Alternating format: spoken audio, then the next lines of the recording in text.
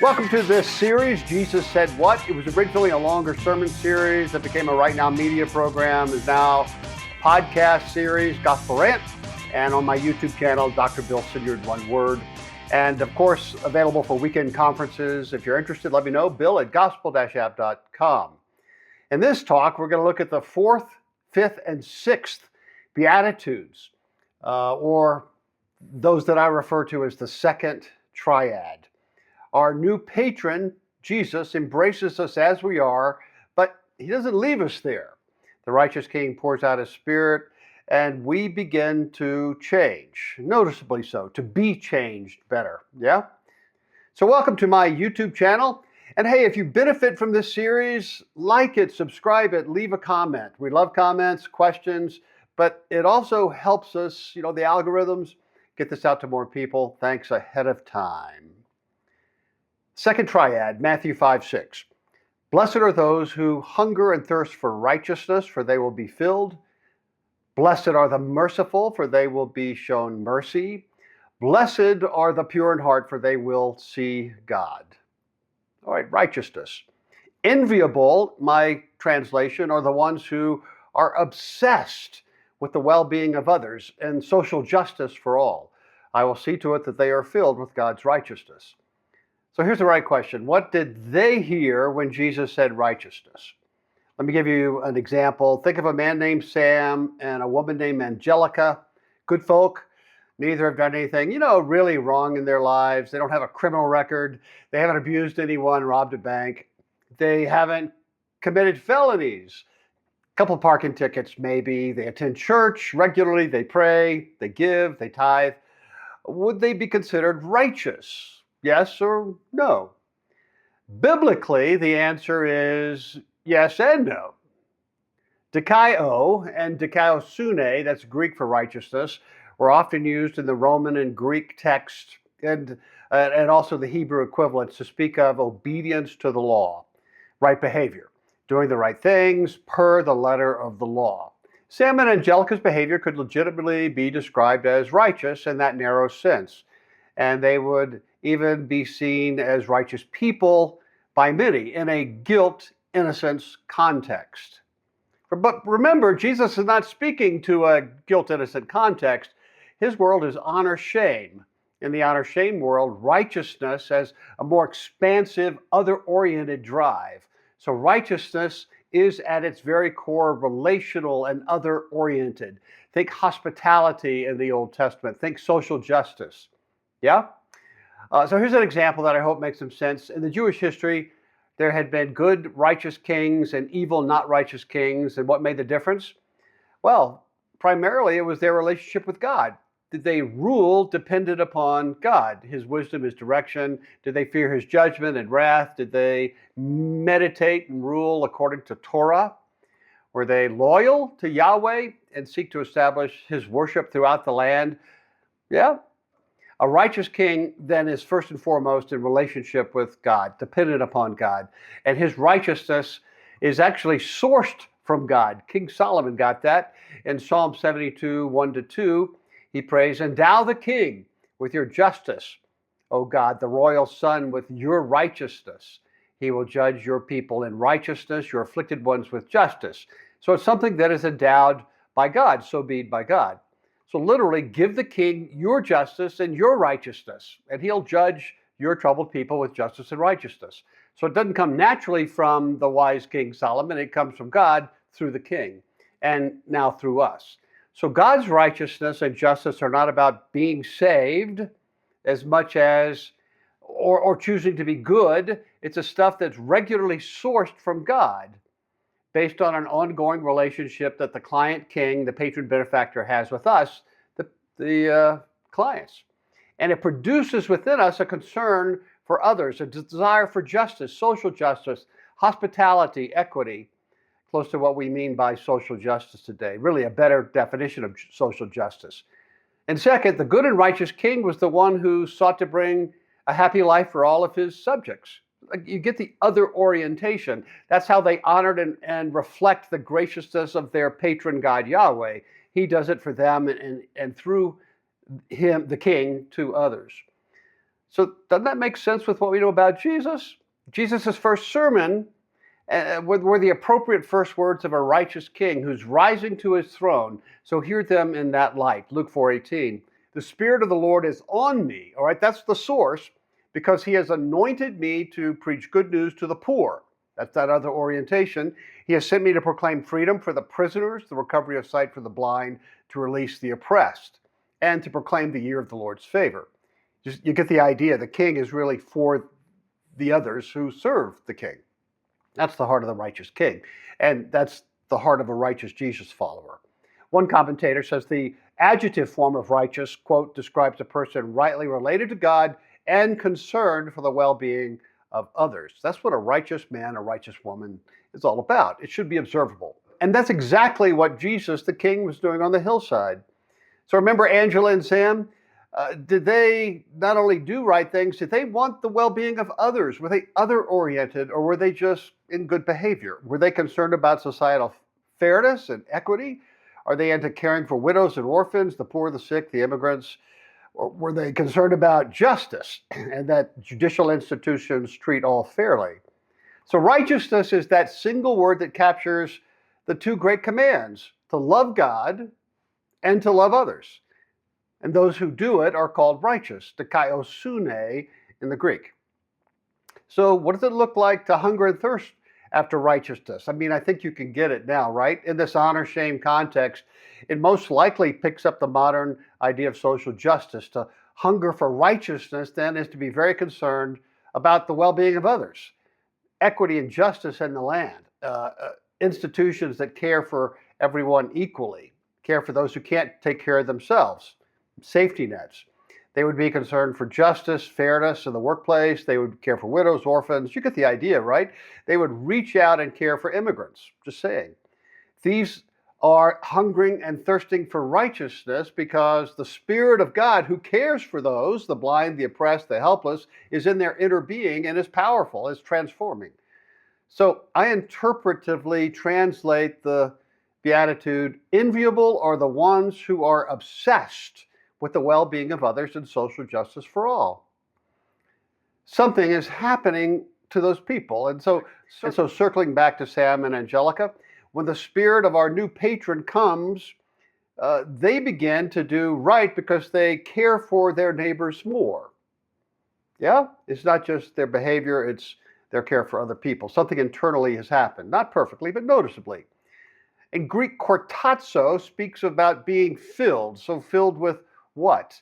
And I'm going to suggest that they're being filled, a little or a lot, with God's righteousness, which looks like God's concern for others, like in Solomon's prayer, so that they can go and treat others with the heart of righteousness like a righteous king or queen.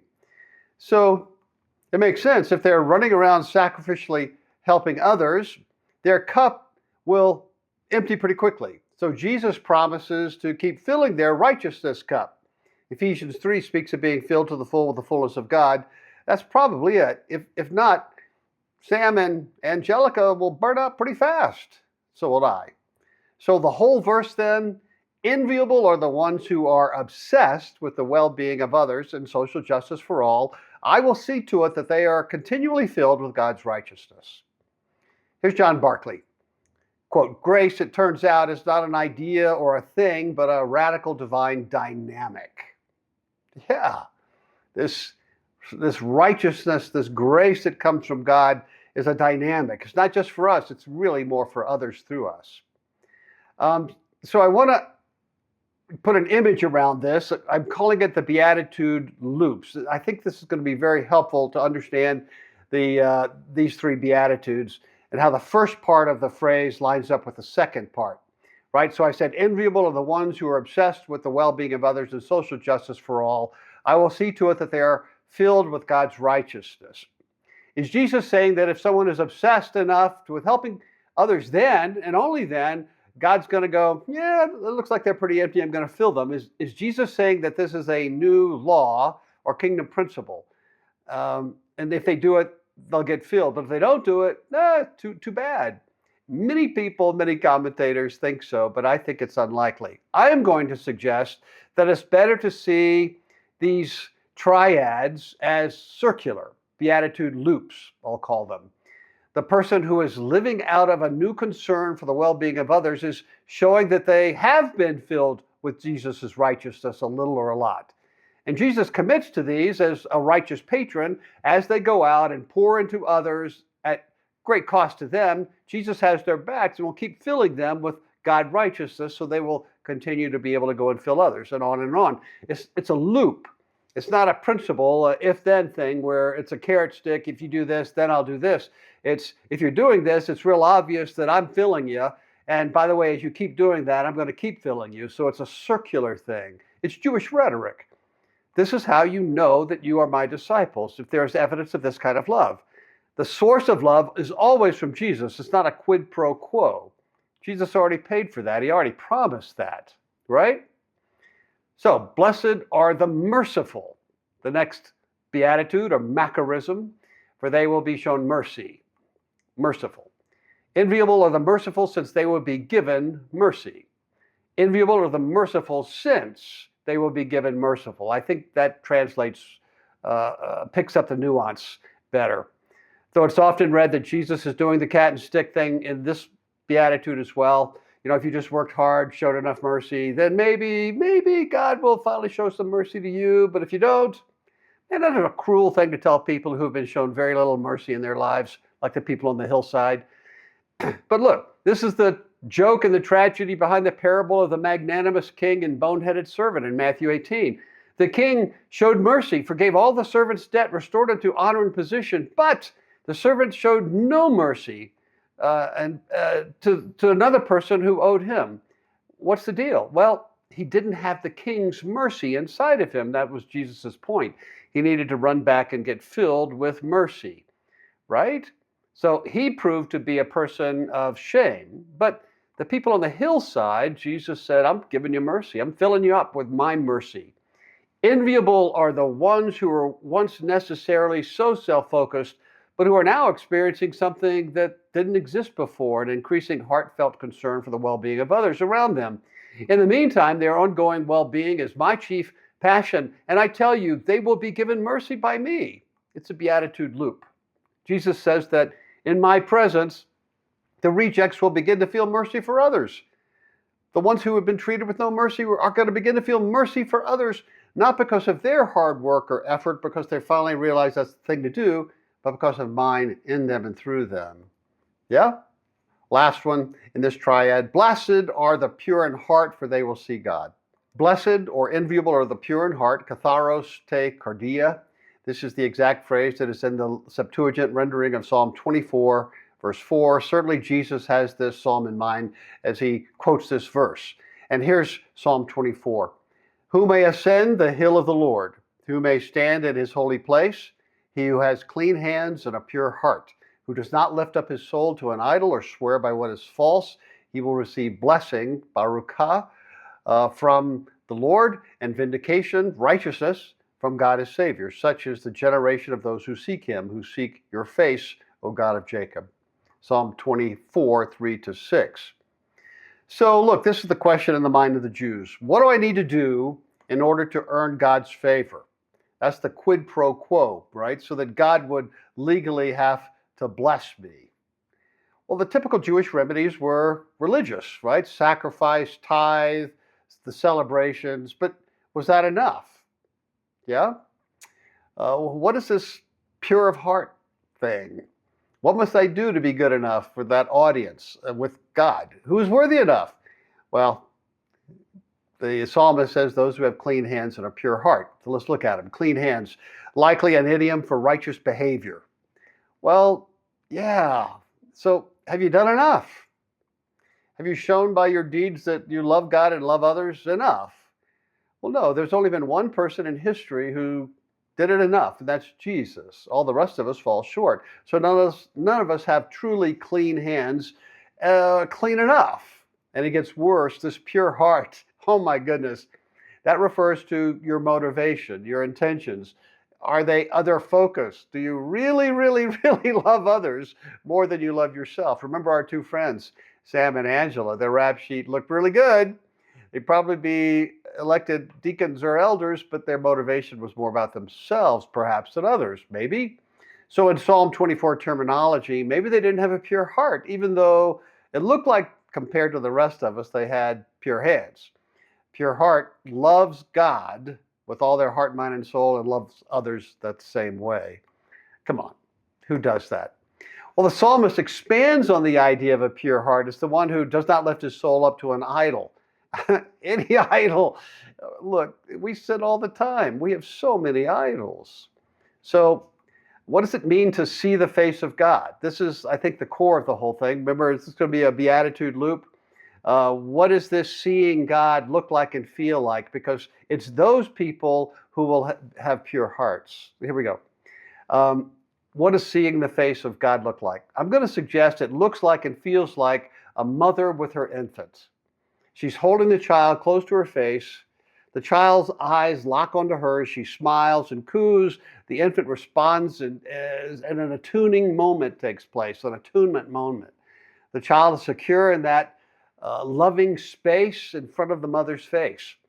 Attachment theorists suggested subconsciously the child is asking, is there anyone there for me? And that's the same question that the Jews were asking of God. And I'm asking of God. In that special attunement place, in the face of God, the child has his or her answer. Yeah, there is someone. God's there. The mother's there for you. And for us, God's there. Jesus, the Spirit, is there for us. So those who are experiencing purity in heart are the ones who miraculously, like that child, are physically, emotionally, and spiritually resting in the arms of God, abiding, looking up into his loving eyes for a moment, undistracted by all of the other things, the idols swirling around us. And he becomes our emotional, spiritual co-regulator. Infants can't emotionally regulate without their parents. The mother is a co-regulator for the child. And they feel safe. They feel secure. They feel loved. They're digging it for a moment in time. And we need that. To get there, we need the active working of the Spirit in our inner being, empowering us, sourced by heaven, sourced by God, over and over and over and over. It can happen, a little or a lot. The people on that hillside came anxious, looking for an answer to their question, is there anyone there for me? And somehow something happened, a miracle, where they left with an answer and a confirming experience. There was one important person who was there for them, and they rested in his sight. That's the idea. And their hearts became purified. Enviable are the ones who can rest in God's arms like a newborn child. They see in his face, that's the smiling upon them, and they know that he is there for them. And so you get the beatitude loop. The infant is not designed to emotionally self-regulate. They aren't able until their caregiver co-regulates, attunes with them emotionally. Likewise, we can't spiritually, emotionally self-regulate. Not really. We need God to be our co-regulator, so he must be the one who must still and always spiritually regulate us when we're in his presence before his face, which takes a miracle. Ongoing miracle. I'm not talking salvation. Then in that place, that moment, we've all been there once or twice, right? Hopefully more than that. Then we're seeing God and we're feeling spiritually secure. And we begin to respond to stress triggers differently and temptations differently. We won't need to look to other measurement sources as much. We won't trigger as quickly. We can become better reconcilers. That's the next beatitude. So have you felt that? That's what Jesus is saying in the Sermon on the Mount, is I come to give you that. You had to experience once in your salvation, but maybe you were so young you don't recall it now. So here's what you do so that you can experience it. Ask the Spirit inside of you to make you feel the height and width and length and depth of the love of Christ for you and for others. And just keep asking until you feel that attunement before the face of Jesus. All right? So let me do a summary of the second triad of Beatitudes. If the first three Beatitudes relate to who Jesus is speaking to on that hillside, and still today, the second triad reflects the interchanges that the gospel of Jesus makes and in our hearts and motivations in his presence. Yeah? And here it is. We hunger for righteousness. The crowd came to Jesus feeling isolated, unworthy, unlovable, and naturally, humanly speaking, self-focused. They had to be. That's just our nature. but they left feeling right with God and wanting to lean into the lives of others more. It would have been noticeable. Boy, we could use that today, right? A little or a lot. They wanted to raise others from shame too. They wanted to enter into social justice. They also felt mercy for others. They came focused on their own need, needing mercy themselves. They were survivors, but they left not only feeling God's mercy for them, but God's mercy for others.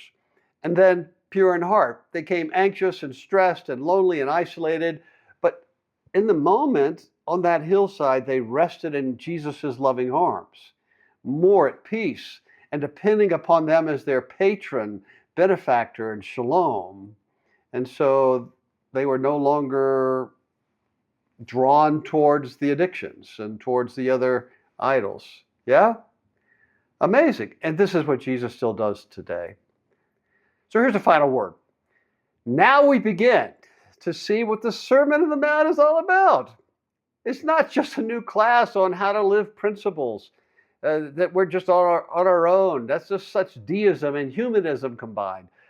Right? And how has that gone for you? No, listen, if you are in the arms of God, a child of God, being in that attunement moment, you will feel a little more full of your own sense of identity and worth from Him.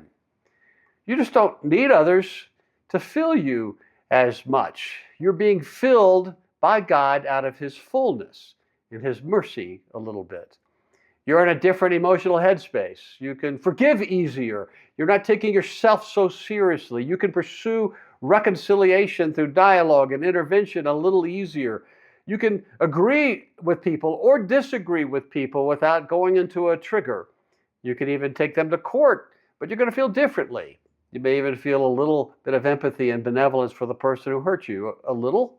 You're receiving a sense of real justice from God's fault, and so you're going to need it less from the people who hurt you or the judicial institutions here. That's the fingerprint of Jesus and His kingdom, and you're more enviable. Well, here's how Luther saw it. This is an expanded and interpretive rendition of something he said. Quote, "What? Can't you see that you are responding out of your old ratty phileo heart? Run as quick as you can to the living water of Christ and begin to access by faith, ask for His love that He has for the one who hurt you. As you submit to the Spirit in this by faith, you will begin to notice something.